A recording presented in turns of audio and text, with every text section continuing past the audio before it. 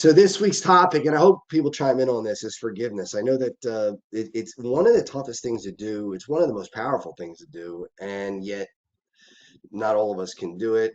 And those who can do it sometimes can only do it at certain times, and then at other times they can't. And I want to start off with probably something that some people won't agree with, and that's okay.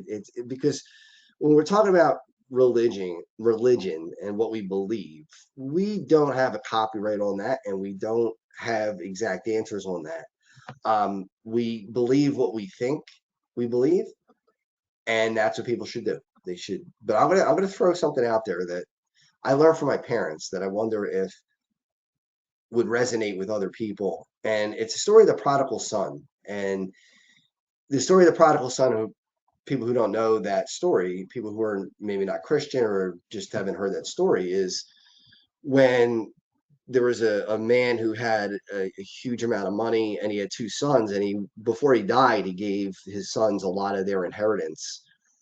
Before he died, he decided to do it ahead of time. And one son got all the money and stayed with him and took care of him and did all the chores with him. And the other son took it and took out women and drank and spent the money on things that were really not, well, I wouldn't say not appropriate, but were wasteful, and things that were just not of value much. I mean, just prostitutes and alcohol again and things like that. So finally, he ran out of money, which inevitably that happens if you do stupid things with money, which everybody knows that. I mean, we've all heard of people who do crazy things with money and then wind up wondering, how did I lose this? You wonder how somebody who made $100 million becomes a pauper. Well, mistakes, right?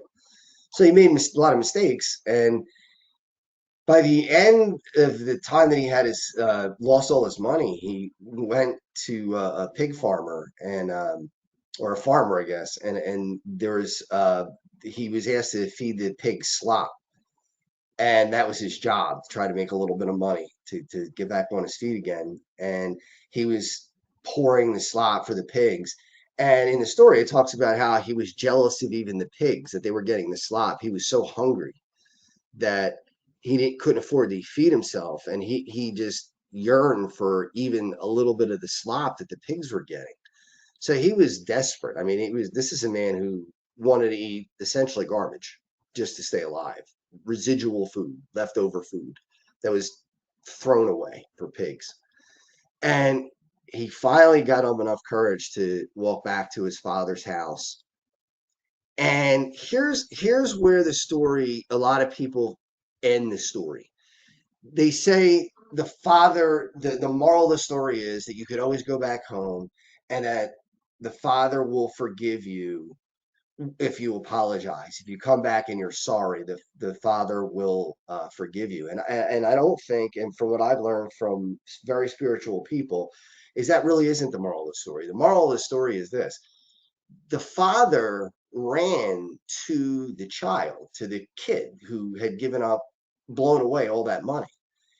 Now, think about it. That father, as he saw his son walking back to the house, how did he know that he was there to apologize for what he did? How did he know that he wasn't there to ask for more money? Now, he did apologize to the father, and the father did forgive him. And his father threw him a party and said, "My son was dead, and now he's alive." And that is what people take away from the story, that if you are remorseful, then you are forgiven by God, or whatever you want to believe in, whatever you call the higher power. And I don't see that story that way at all. I see that story as, it doesn't matter if you're sorry or